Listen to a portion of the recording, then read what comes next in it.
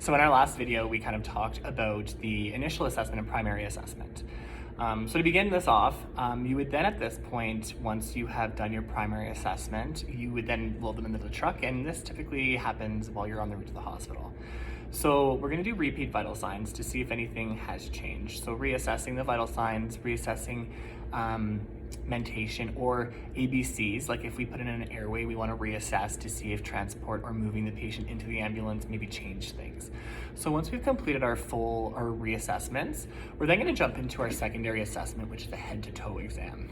So starting at the patient's head, you're going to look first for any signs or evidence of trauma. Swelling, lacerations, hemorrhage, burns, cuts, abrasions, penetrations,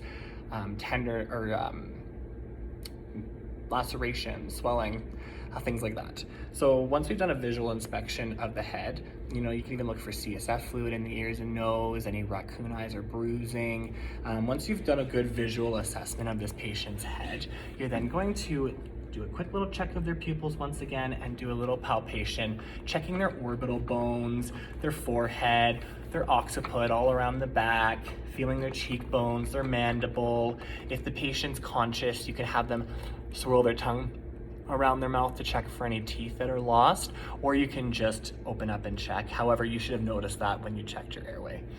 Once we've done a palpation for any tenderness, instability, or crepitation, we're then going to move down onto the neck. So with our neck, we're gonna look for tracheal deviation, JVD, and we're also at this point going to apply a C-collar. In our previous video, we indicated that someone would be manually holding C-spine at this point.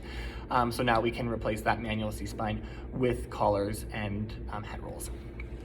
So once we've assessed the neck, we're then gonna palpate each individual C-spine for any tenderness, instability, crepitation. We're gonna assess each one by pushing on there, checking on the patient's neck, even checking the clavicles, and once that's done, we can then apply the C-collar and move on. With our chest, the way that I like to assess for breathing in a chest is to have the patient, we'll just stand them up for a second, and to have your hands like so that each breath, you can see if we have equal expansion or if there is asymmetrical expansion. So looking at that chest for equal chest rise and fall, you're looking for any paradoxical movement, any barrel chestedness, any signs of trauma, any surgical scars, anything of that nature. We're going to do a brief auscultation, check for any abnormal breath sounds, or if you've already decompressed in our primary, we would then reassess to see if there's a need for another needle decompression. Once I've auscultated the lungs, I could then auscultate for heart tones.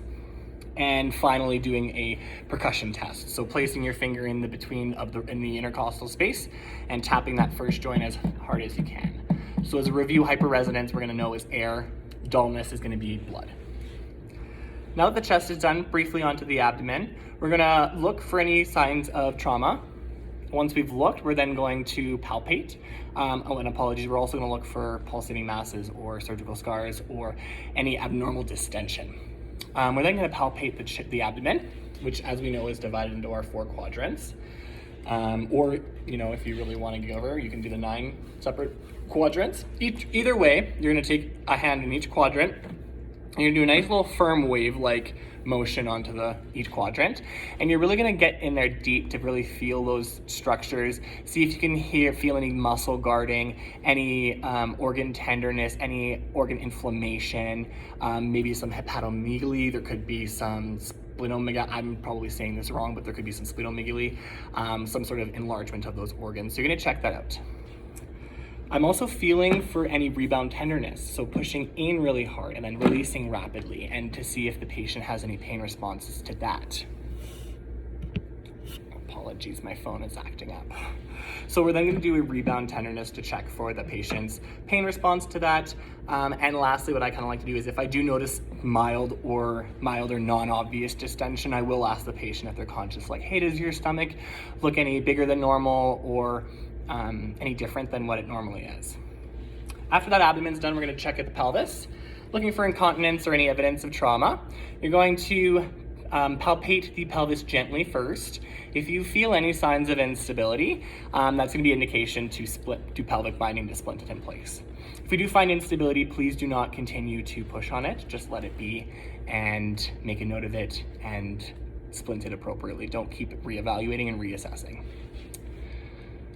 So lastly, we're going to look at each extremity. We're going to do counter pressure as we're pushing down on each one to look and feel for any obvious wounds, injuries, or anything of that nature. We're going to check our CMS, our circulation, motor, and sensation skills for each arm. And once we've looked and felt the arms and legs, we can then move on to the back. So at this point, it's usually done when you're rolling the patient onto a spine board. Here in Canada, we do use spine boards simply for extrication. So if we need to get a patient from the ground to a stretcher, we'll do that. But then we're immediately taking them off the spine board.